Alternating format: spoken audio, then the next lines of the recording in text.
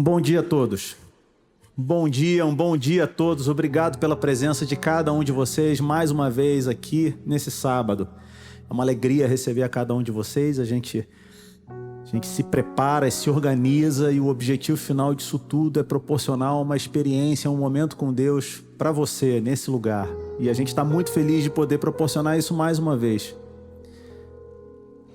E eu tenho a certeza absoluta que se você chegou aqui, não importa da forma como você chegou porque assim Deus quis e você foi guiado por Deus para que você estivesse aqui nesse lugar, nesse dia. E nós louvamos a Deus pela sua decisão, porque você poderia não ter vindo, mas você decidiu vir.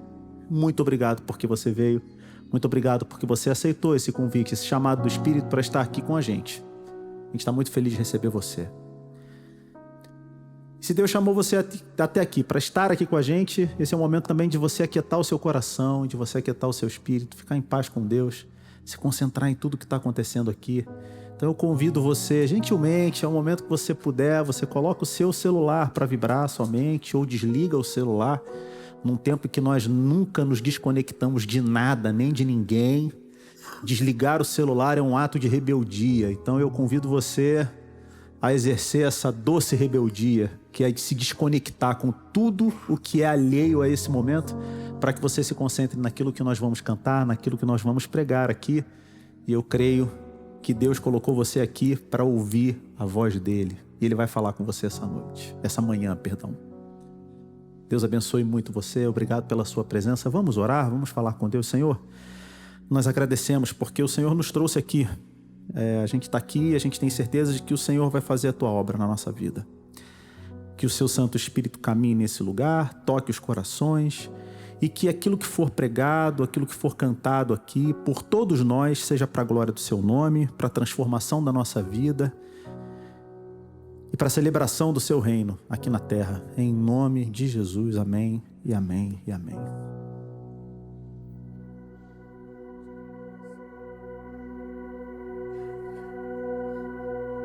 Quem é este? Quem é este que chegou até aqui e que falou ao meu coração e falou ao seu? É no caminho da vida que ele nos mostra quem ele é, no partir do pão, no dia a dia. Vamos todos louvar a Deus, vamos todos louvar ao Senhor nessa manhã. Quem é esse que vem nos abraçando? Quem é esse? Quem é esse que vem nos constrangendo com o olhar? Ele é tão sábio, ele é manso, cuida dos corações. Quem é esse que vem nos abraçando? Quem é esse que vem nos constrangendo com o olhar? Ele é tão sábio, ensina em amor. Ele é tão manso, cuida dos corações. Ele entrou em casa, ele está na mesa, ele nos observa, sabe que o esperamos, e ao partir o pão, os nossos olhos se abrem e reconhecemos quem tu és. Ao som da tua voz, os nossos corações queimam de amor, queimam de amor.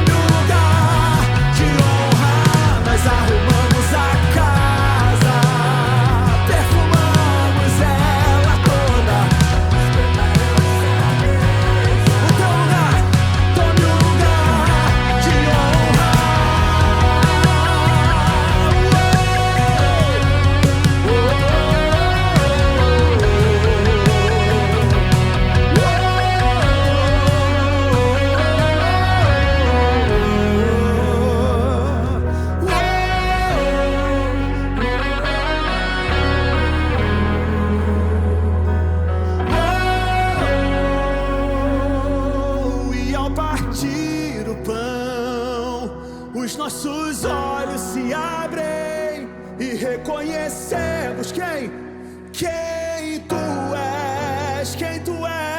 és, e reconhecemos quem tu és, e reconhecemos quem tu és, quem tu és.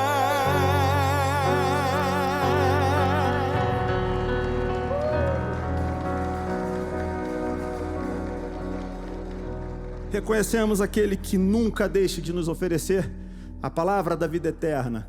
Ele é o pão que desceu do céu, para que todos nós saciássemos definitivamente a nossa fome e sede de justiça.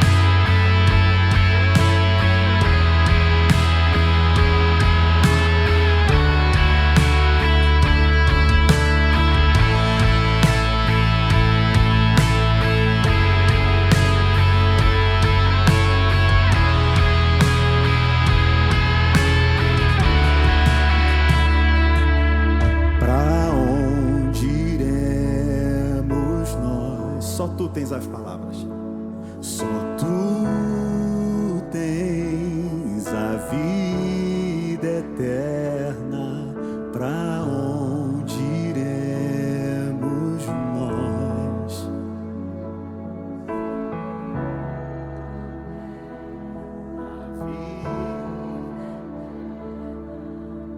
Tu és o pão, fonte de vida. Fonte de vida, Emanuel, com tua glória sobre mim, enche-me de ti até transbordar. Nunca vou me saciar, enche-me de ti até transbordar.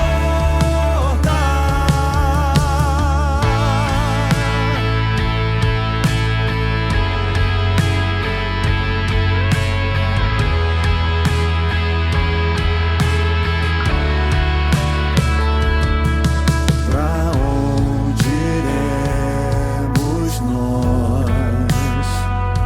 Só tu tens a vida eterna. Pra onde iremos nós? Só tu tens a vida eterna. Que desceu do céu, fonte de vida. Emanuel, com tua glória sobre mim, enche-me de ti até transbordar. Nunca vou me saciar, enche-me de ti até transbordar. Pra onde iremos nós? Só tu tens a palavra de vida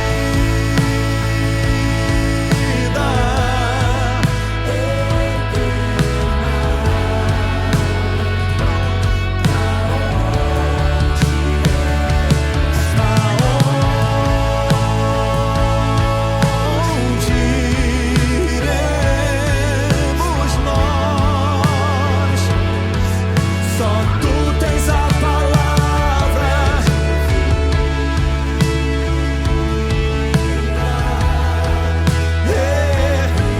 eterna. Pra onde iremos nós? Tu és o pão do céu, o Deus. Enche-me, enche-me até transbordar. O pão do céu, tu és o pão do céu, o Deus Emanuel. Enche-me,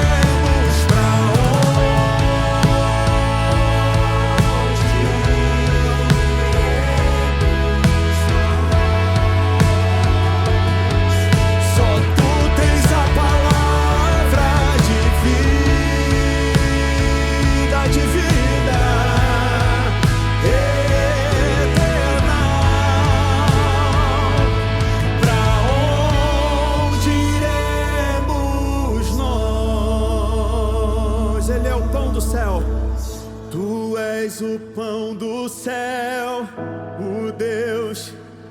Enche-me até transbordar. O pão do céu. Tu és o pão do céu, o Deus Emanuel. Enche-me, enche-me até transbordar.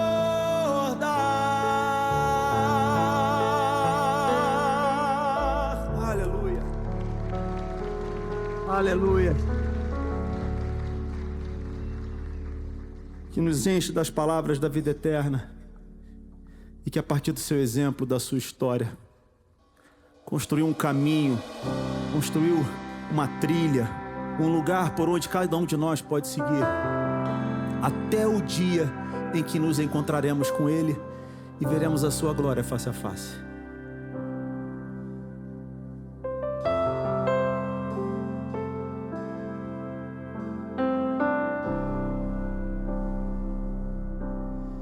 Em oração eu trilho o caminho que Jesus abriu, até o trono onde sua graça flui como um rio. Santo,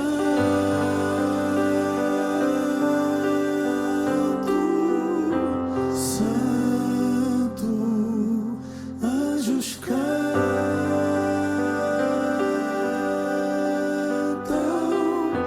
Santo.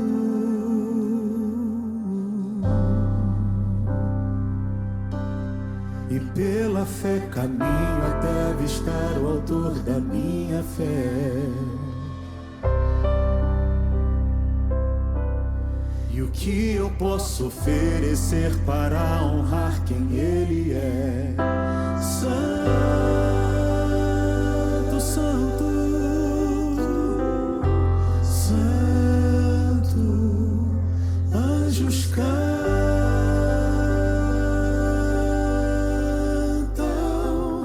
Santo. E ao partir me viro, eu sou indigno. Mas Ele continua falando. Mas sua voz me diz: não vá, meu filho.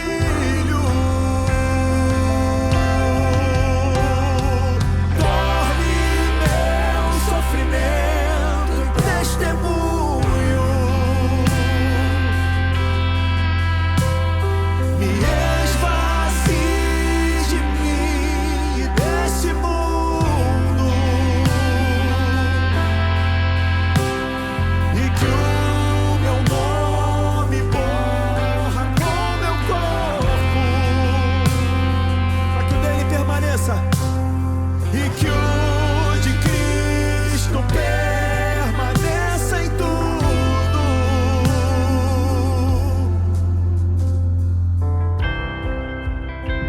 Que assim seja. Que eu receba aquilo que preciso e nem um pouco mais. Senhor, nos dê somente o que a gente pode deixar para trás. Me dê os bens. Santo, Santo,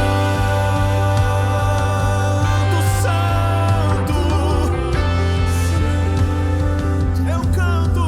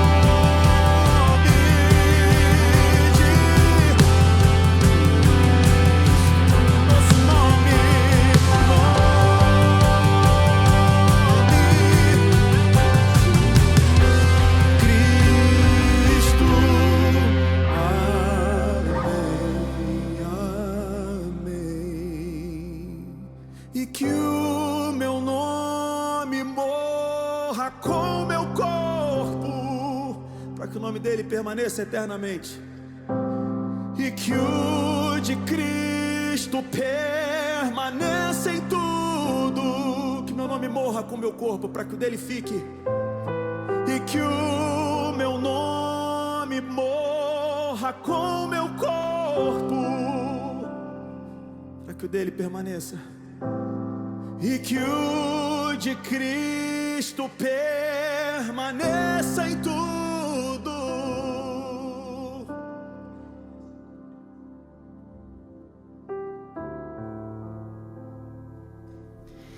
Senhor Jesus, que o seu nome seja escrito, Senhor, no nosso coração e na nossa mente nessa manhã, que a gente se alimente das suas palavras, porque o Senhor tem as palavras que podem nos alimentar. É por isso que te pedimos, em nome de Jesus, amém. Final da tarde, estava descendo a rua de um país novo que eu tinha chego. E quando eu desci aquela rua, eu avisto uma menina descendo do ônibus e aquilo me causou um estranhamento. E eu vou dizer para você que eu não sou a pessoa, eu realmente não sou a pessoa que fica julgando a roupa das pessoas. Eu não sou. Eu não sou a pessoa que entende de colorimetria, que cor que se dá com cor, que cor que não combina com cor. Mas aquilo foi demais para mim. Porque mesmo não entendendo nada de estilo, eu entendi que aquele estilo não fazia sentido. Eu olhei para aquilo e fiquei, nossa, a moda passou ali, teve um infarto de miocárdio e morreu. Mas eu não tinha ninguém para conversar, eu estava ali sozinha, eu guardei aquilo para mim e segui descendo a rua e pensando, nossa, mas como que pode? A menina coloca um vestido em cima de uma calça jeans e ainda coroa aquela combinação do inferno com uma bota do Chico Bento. Como é que pode? Como é que faz? Olha só que ponto que o mundo chegou, é o final do mundo mesmo, e desci aquela rua. Pessoal, coisas aconteceram. Não deu nem 6 meses depois, eu desci aquela mesma rua, vestida igual aquela menina. Mas diferente dela, eu não tinha dinheiro para comprar aquela bota, porque aquela bota naquela época, há 10 anos atrás, já custava R$800. Hoje custa mais, então eu desci aquela rua vestida igual a menina, pensando como minha vida mudaria, como o mundo seria melhor depois que eu tivesse aquela bota. Aquilo que era estranho, aquilo que era esquisito para mim, com o passar do tempo, aquilo que era distante, foi se aproximando, porque eu comecei a conviver. Eu acho que no contato com outras culturas, a gente precisa ter humildade a nos deparar com uma cultura diferente, de saber que existe um outro modo de pensar, que existe um outro modo de viver, que quem sabe eu posso aprender com a cultura do outro. E realmente, em um país de clima árido, quando você mora num deserto, faz muito mais sentido você almejar ter uma bota do que ter um tênis. Então a menina estava certa. Quem sabe tem aí outros sabores que eu nem sabia que combinavam, que depois de comer eu experimento e vejo que combina. E hoje nós vamos falar sobre o estrangeiro. Estrangeiro e estranho têm a mesma raiz etimológica. Tem um escritor francês, e agora eu encho a boca para falar porque eu tenho uma caravana de São José dos Campos, que é um pessoal do Clube do Livro. Tem um escritor de origem francesa que nasceu na Argélia, Albert Camus. Ele não era aceito pelos franceses ali no início porque ele era contra o imperialismo francês e, ao mesmo tempo, não era aceito pelos separatistas argelinos. Então, ele não era aceito em nenhum dos grupos. E ele escreve o seu livro O Estrangeiro, que é um livro conhecido, uma obra mundialmente conhecida. Em alguns momentos, ele deixa transparecer esse aspecto de não pertencimento, de ser realmente estrangeiro. Você está tentando se adaptar ali e não consegue. E em 1957 ele ganhou o Nobel de Literatura, um dos livros responsáveis é essa obra, O Estrangeiro.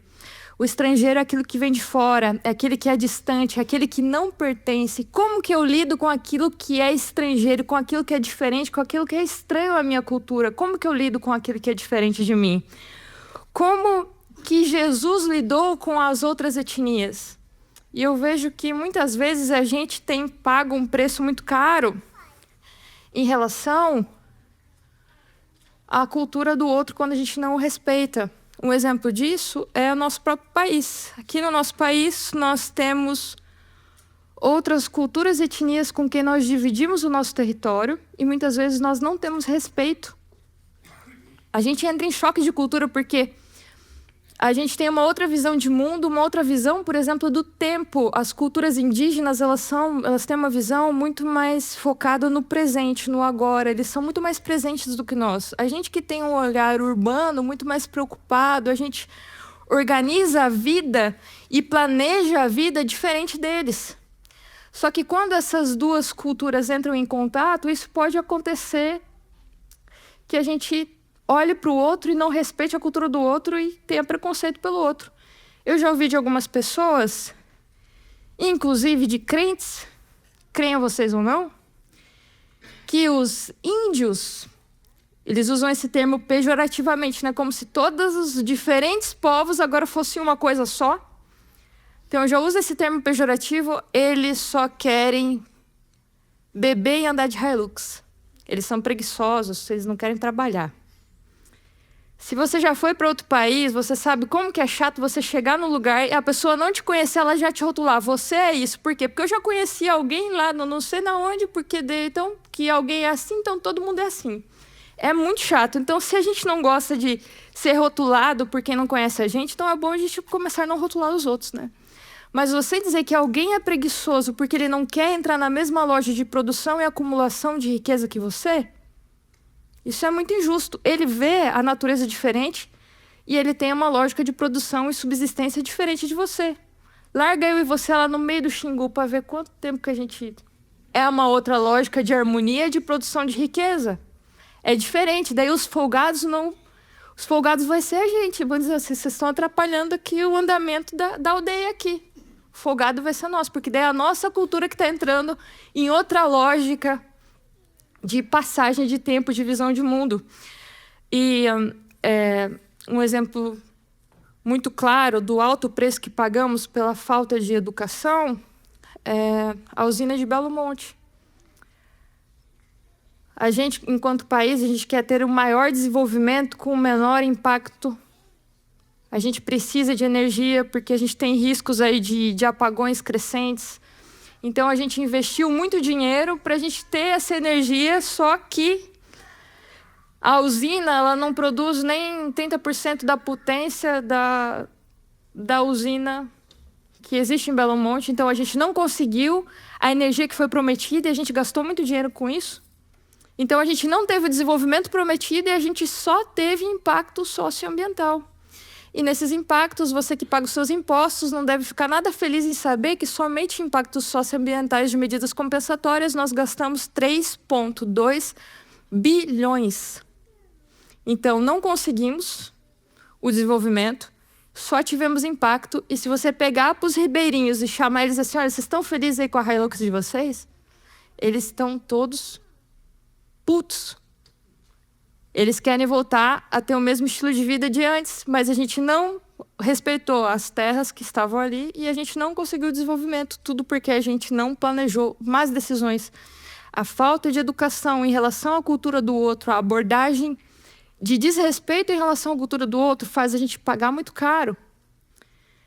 E hoje a gente vai falar sobre como Jesus ele abordava as diferentes culturas. E a gente já falou aqui em outras mensagens sobre o povo escolhido de Deus, e a gente falou que eleição não significa preferência ou favoritismo. E você pode ver isso em outras mensagens, mas hoje a gente vai se ater ao povo que foi abençoado através do povo escolhido, que são os outros povos, como que Jesus lidou com esses outros povos. Mas para a gente entender esses encontros de Jesus com as outras etnias, é preciso que a gente entenda o contexto que Jesus estava, as cidades pelas quais ele passou, o seu relacionamento com os discípulos. Então, eu vou pedir para que você me acompanhe nessa sequência de eventos, que começa lá no Evangelho de Mateus, no capítulo 13, quando Jesus ele vai falar para os seus discípulos sobre o que é o reino de Deus. E ele vai explicar o reino de Deus, e Jesus gosta de explicar o reino de Deus através de histórias. As histórias nos conectam, né? Através de parábolas. E Jesus gosta de usar figuras, gosta de usar imagens, porque através de uma imagem ela passa muito mais do que somente um sentido. Então, quando eu falo assim, o benzinho, O benzinho é uma flor. Eu vou dizer que o benzinho, ele é eterno que nem uma flor. Ele é cheiroso que nem uma flor. Então não é só um significado, são vários significados que eu posso colocar em uma figura só. Então a gente enriquece a linguagem quando a gente coloca as figuras. E Jesus adorava, Jesus amava usar as linguagens, porque mexia com a imaginação das pessoas e enriquecia a linguagem. E muitas vezes Jesus usava as histórias, os discípulos não entendiam alguma coisa, e é normal, né? Numa aula, quando o mestre explica uma coisa, você não entende, você levanta a mão, você fala assim, olha, eu não entendi. E isso acontece algumas vezes. Os discípulos levantam a mão, Senhor, eu não entendi aquela parábola do joio, o Senhor pode explicar? Jesus explicava, tranquilo.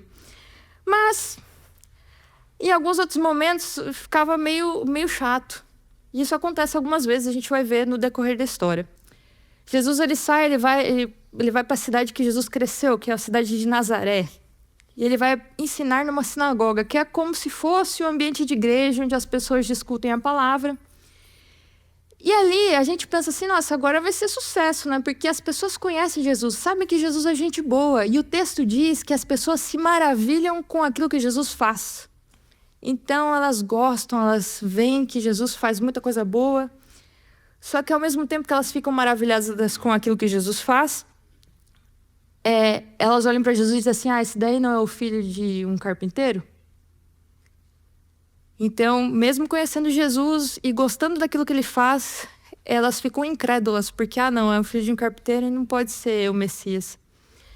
E parece que o poder de Jesus meio que fica bloqueado, a incredulidade meio que paralisa Jesus ali naquela cidade. Jesus fica triste, Jesus sai ali daquela cidade. Então, o ambiente religioso, da onde a gente esperava que a gente ia encontrar fé, o que a gente encontra é a incredulidade.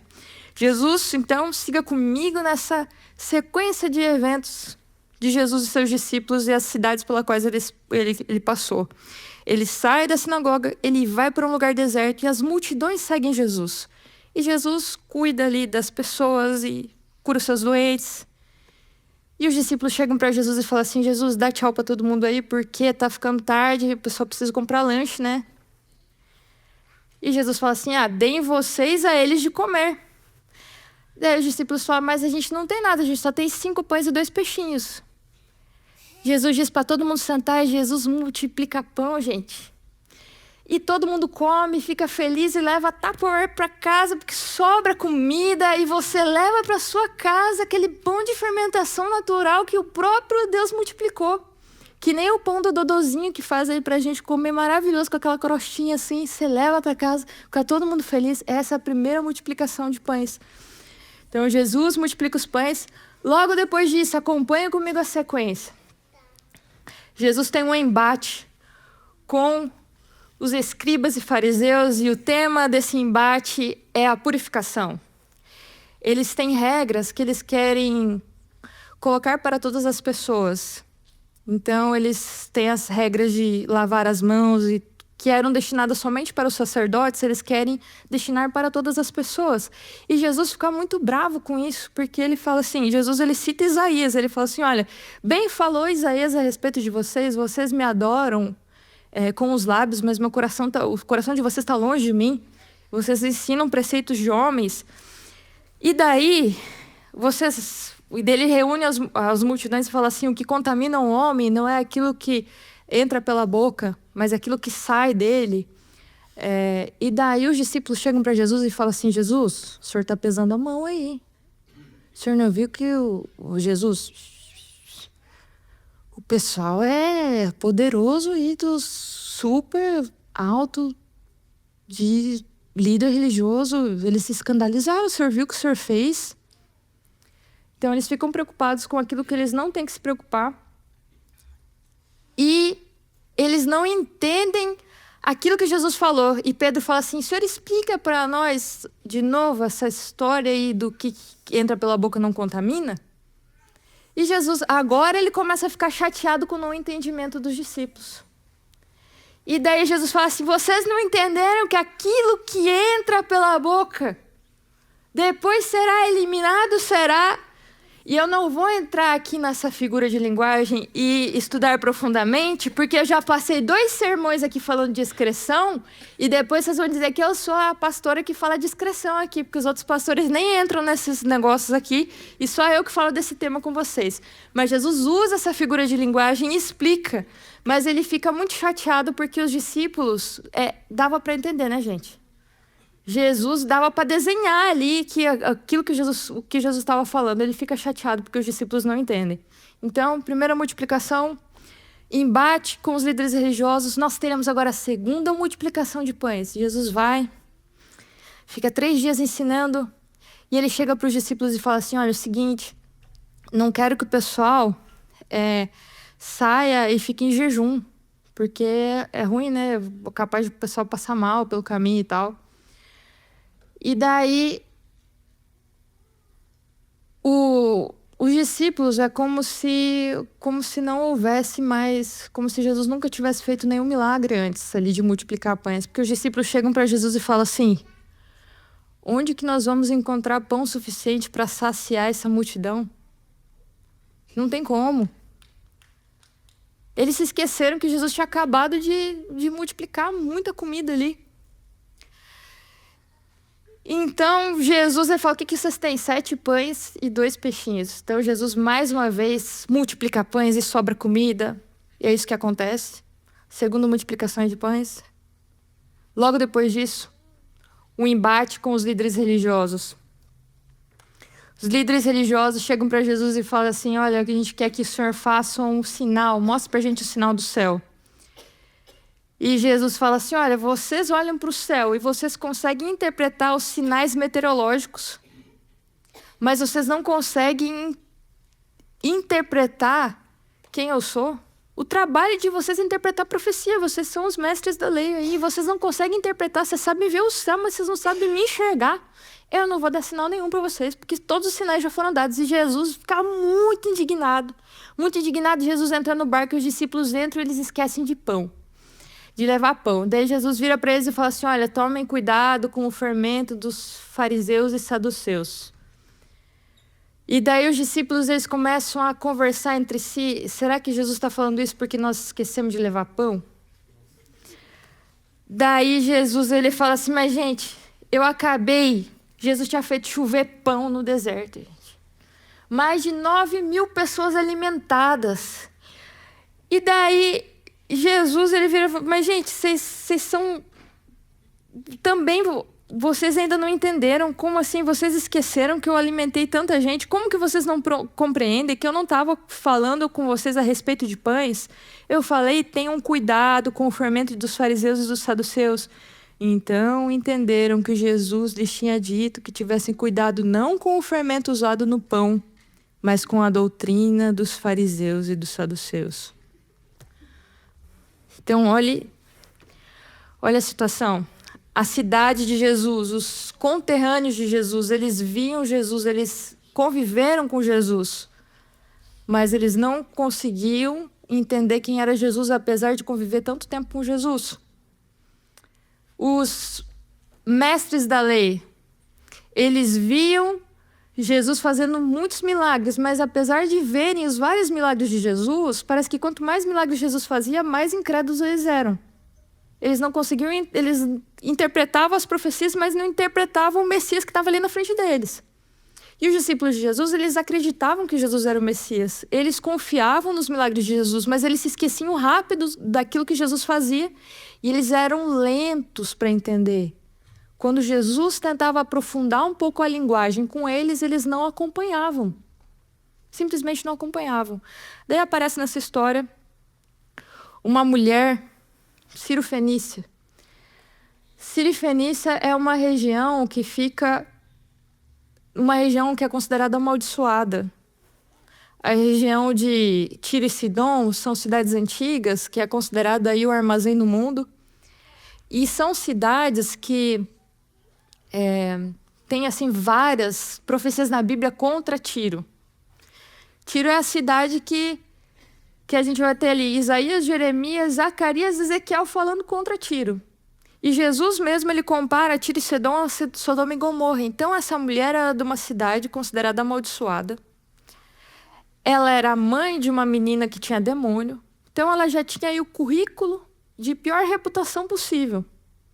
É dessa mulher que a gente está falando. Essa mulher, ela chega para Jesus, e a história diz pra gente, Mateus capítulo 15, diz assim: saindo dali, Jesus foi para a região de Tiro e Sidom, e eis que uma mulher cananeia que tinha vindo daqueles lados clamava: Senhor, filho de Davi, tenha compaixão de mim.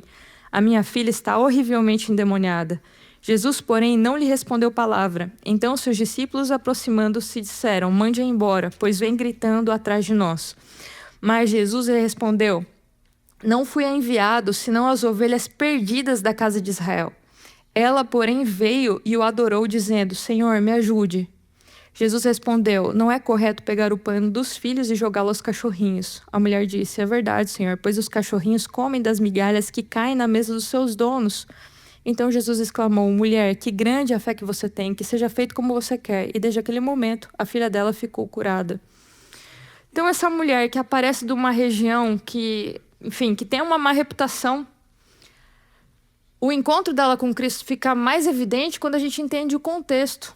Os discípulos que ouviram todas as histórias de Jesus, que ouviram todos os ensinamentos de Jesus, que estavam ali, que tomavam café da manhã com Jesus, que almoçavam com Jesus, que jantavam com Jesus, Deus ele não conseguia aprofundar a linguagem com ele. Essa mulher que nunca tinha visto Jesus.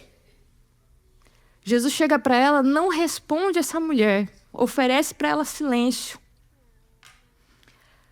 No primeiro momento, os discípulos eles ficam felizes com essa atitude de Jesus, porque Jesus responde como eles gostariam. Um Deus politicamente incorreto, um Deus que parece perpetuar o preconceito, que parece perpetuar essas vozes que falam o que todo mundo pensa. Só que o que acontece depois é que essa mulher dá uma aula. Essa mulher de uma região amaldiçoada, ela é comparada a Jacó. Jacó, ele luta com Deus, essa mulher, ela luta com Jesus, é abençoada. Jacó enquadra Deus, né? Ali a mulher enquadrou Jesus, ela falou. E Jesus, enquanto os discípulos não entendem a linguagem figurada de Jesus, Jesus fala em linguagem figurada com essa mulher, ela não somente entende o que Jesus fala, mas ela responde Jesus na linguagem que Jesus fala com ela. Jesus usa a linguagem de pães, cachorros e filhos. Ela pega essas 3 metáforas e responde. Ela não leva desaforo para casa. Ela leva a bênção para casa. E Jesus dá para ela algo que ele não deu em 3 anos para nenhum dos discípulos. Ele dá o maior elogio de fé para essa mulher. O maior elogio de fé no Evangelho de Mateus é dado para 2 pessoas estrangeiras. Para o centurião romano e para a mulher com a filha que tem demônio. A filha dela é curada pela palavra de Jesus, é uma cura delivery, né? Jesus cura, fala aqui, ela é curada lá. O livro de Mateus, ele fala sobre o tamanho da fé. Enquanto os discípulos eram chamados de homens de pequena fé, para ela é grande a tua fé. Ela sabe quem é Jesus. Ela não tem acesso a todos os ensinos de Jesus, mas mesmo assim ela sabe quem ele é. E a gente vai ter mais um encontro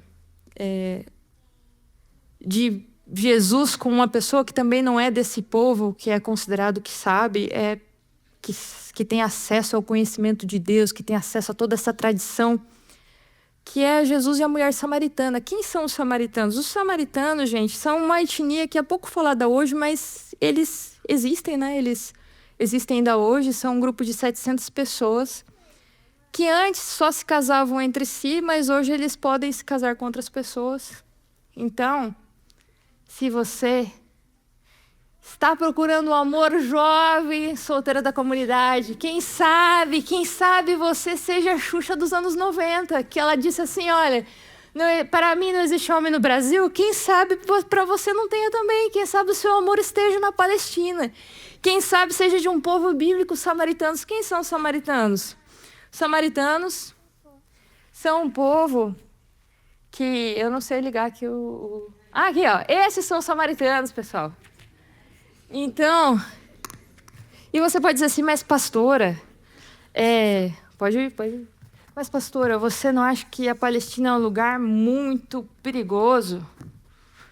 Filho, você mora em São Paulo, você mora no Rio de Janeiro, o perigo é você. Não desista do amor, esses são samaritanos, gente. Eu estive lá em 2016, eu corri para que você pudesse andar no amor. Aqui eles estão com as roupas, as vestes de sábado e dia de festa. Esse daqui é o hebraico samaritano, que é um pouco diferente do hebraico judeu, né? Então eles têm algumas diferenças aí, as letras são um pouquinho mais desenhadas. Eles têm... Esse daqui são os sumos sacerdotes samaritanos, desde lá de Arão. E eles têm os 5 primeiros livros da Bíblia, que seriam, né, Gênesis, Êxodo, Levítico, Números e Deuteronômio. Eles têm o profeta deles como Moisés. Eles não têm, por exemplo, todos os outros profetas ou o livro de Salmos.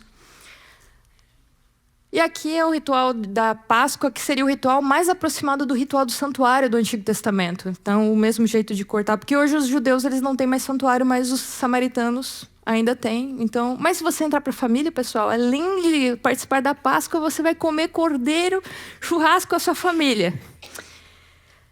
Eu trouxe isso para vocês, mas Jesus se encontra com uma mulher samaritana, e é interessante o encontro dos dois, porque ela, aqui não vai dar tempo da gente falar, mas ela está sozinha ali no poço, ela encontra com Jesus, Jesus pede um copo d'água, ela chega para Jesus e fala assim, porque, enfim, né, existe toda uma história de separação de judeus e samaritanos, eles têm a mesma ancestralidade, mas o reino do norte de Israel, em 722, ele foi deportado, e outros povos passaram a morar naquela região, então a gente tem uma mistura de povo, um secretismo religioso. Então existe aí um demérito em relação aos samaritanos, de que eles não seriam a religião certa, de que eles não teriam todo o conhecimento que os judeus têm.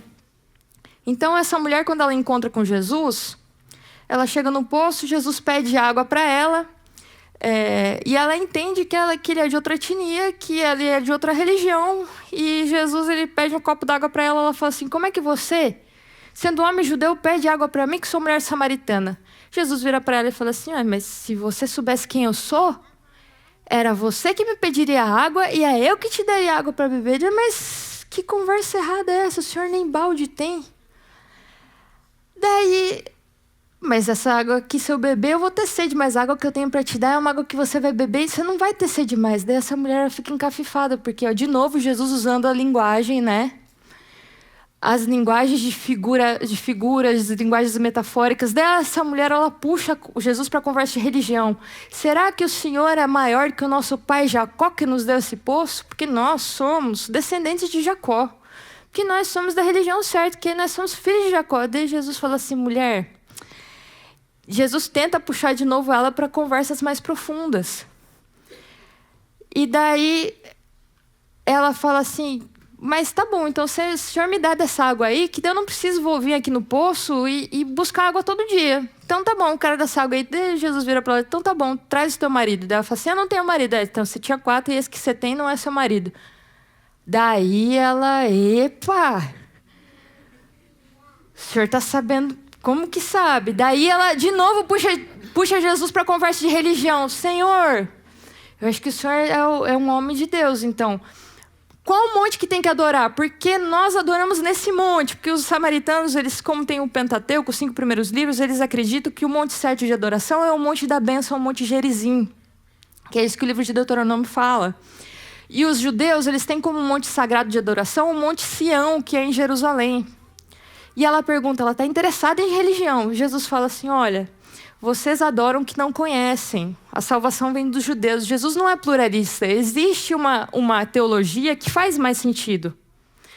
Só que Jesus ele fala assim, apesar de ter essa teologia aí que faz mais sentido, tem outras coisas mais importantes. É importante adorar em espírito e em verdade. Daí ela vira para Jesus e fala assim, olha, eu sei que quando o Messias vier, ele vai vir e vai explicar tudo para a gente. Jesus vira para ela e fala assim, o Messias, aqui no caso sou eu que estou falando com você. Quando Jesus fala isso para ela larga o balde, e ela vai para a cidade inteira e fala assim, venham comigo e vejam um homem que me disse tudo que eu já fiz. Não seria ele, por acaso, o Cristo? Então saíram da cidade e foram até onde Jesus estava. Olha só. Um capítulo antes, Jesus se encontra com Nicodemos, que é um grande mestre da lei, que sabia tudo de teologia, que tinha todos os profetas, que tinha todo o conhecimento da Bíblia. E Jesus vai falar de figuras com Nicodemos, ele vai falar de nascer da água e do Espírito. Jesus fala dessa linguagem mais metafórica, e Nicodemos ele vai ficar pensando nas histórias de Jesus e nessa linguagem. Nicodemos ele vai aceitar Jesus como seu Senhor e Salvador, mas ele não aceita naquela noite. Ele vai demorar um tempo. Ele vai ser alguém importante ali no início da igreja primitiva, no início do evangelho. Ele vai financiar o evangelho, mas não vai ser naquela noite. Aquela mulher que só tinha os 5 primeiros livros da Bíblia, que tinha uma vida moralmente aí questionável, que não era da religião correta e nem da tradição correta. Essa mulher, em uma conversa, ela entendeu quem era Jesus. E ela ficou tão fora de si e tão entregue a essa experiência de estar com o Messias, que ela não guardou isso só para ela. Ela chamou a cidade inteira com ela. Há quanto tempo você conhece Jesus? Há quanto tempo você caminha com Ele? Será que eu e você, a gente está sendo que nem a cidade de Jesus, que viu Jesus, que caminhou com Jesus, mas que já perdeu o respeito por Jesus? Porque afinal ele já fez tantos milagres e parece que quanto mais ele faz, nada mais mexe no nosso coração? Será que a gente olha para o nosso livro sagrado e a gente acha que só a gente, que Deus só fala com a nossa cultura? Será mesmo? Porque para essas pessoas que parece que Jesus tinha um contato, que viam Jesus de longe, eles parece que tinham uma visão mais acurada sobre quem era Jesus. E com eles, Jesus podia falar mais profundamente. Assim como os magos do Oriente, quando Jesus nasceu, vieram trazendo presentes caros para Jesus, porque entendiam o valor de quem era Jesus. Muitas vezes, quem olha Jesus de longe entende mais o valor de quem Ele é. Deus, Ele quer hoje conversar com você. E Ele quer conversar numa linguagem mais profunda, mas Ele não vai conseguir quando a gente fica encarcerado nessa religião abusiva que acha que Deus é exclusivo para mim. Que Deus só fala comigo e que as coisas precisam ser desse jeito, porque é desse jeito que Deus fala, é desse jeito que Deus se veste, é desse jeito que Deus age, e é só nesse livro sagrado que tem coisa. Como se Deus se reduzisse a uma coisa só. Existe um mar de possibilidades e Deus quer falar com você em todas as situações da vida, usando as mais diversas pessoas das mais diversas culturas. Que você possa navegar nessa vida sabendo que Deus é Deus, Ele é maior do que a sua cultura, Ele é maior do que o seu país, Ele é maior do que a sua religião, Ele fala com quem Ele quiser. E muitas vezes as pessoas de outras culturas e que não têm um conhecimento desse Jesus, muitas vezes dão mais valor do que eu e você estamos dando. Que eu e você, a gente possa estar aberto e descobrir Jesus e falar com Ele mais profundamente. Que a gente possa navegar nesse mar de possibilidades que o nosso Deus nos dá. Senhor Jesus, nós sabemos que o Senhor também foi estrangeiro. E nós sabemos que nessa vida nós também somos imigrantes, que a gente possa ter o respeito por outras culturas, por pessoas que não pertencem ao nosso grupo, que não pertencem à nossa religião, e que nós possamos encontrar nelas também palavras de vida, que a gente possa escutar nelas também o sotaque de quando o Senhor falar, que a gente possa encontrar a verdade e encontrar as tuas palavras das mais diversas experiências, porque o Senhor é maior do que qualquer religião, o Senhor fala conosco, o Senhor fala com os teus filhos, o Senhor quer ser conhecido em todos. Nos abençoe e nos dê a tua paz. Nos dê certeza de que o Senhor ainda fala e que o Senhor quer falar conosco, apesar do endurecimento do nosso coração. Em nome de Jesus, amém.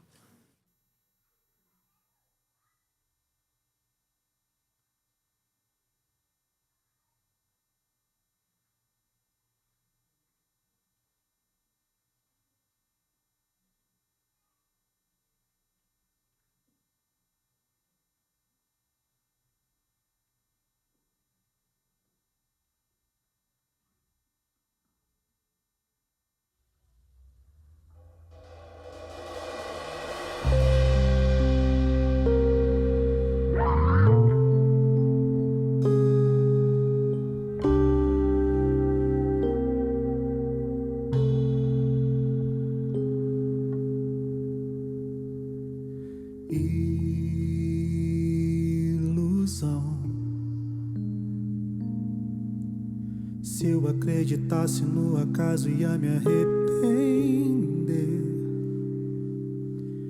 Que horas são? Me acordou de noite, me agrediu tão cheio de razão. Puxou seu revólver, disse adeus.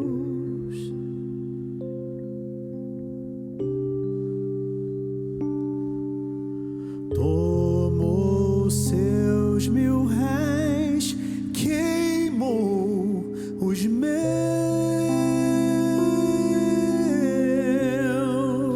E essa porta agora vai se abrir pra fora e eu vou navegar. Você tá com medo, quer seu pé no seco. Acontece que eu nasci pro mar. Fique com seu tudo, seu aquário todo. Eu posso pescar.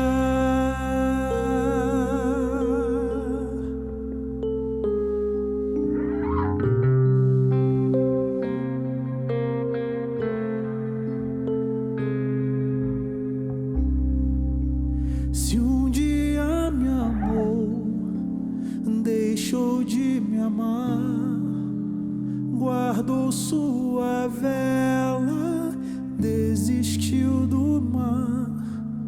Eu estava ali, mas você não viu.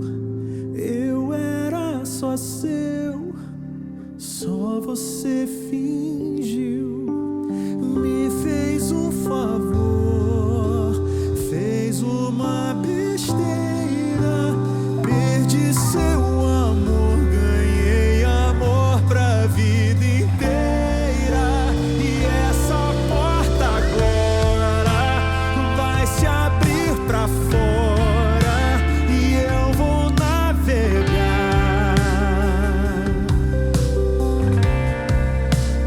Você tá com medo, quer seu pé no seco.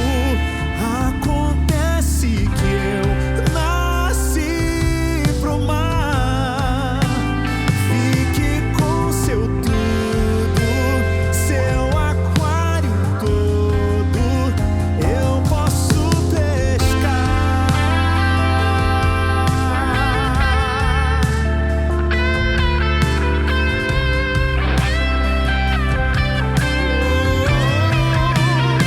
Você tá com medo, quer seu pé no seco.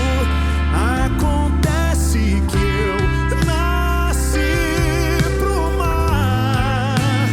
Fique com seu tudo, seu aquário todo. Eu posso pescar.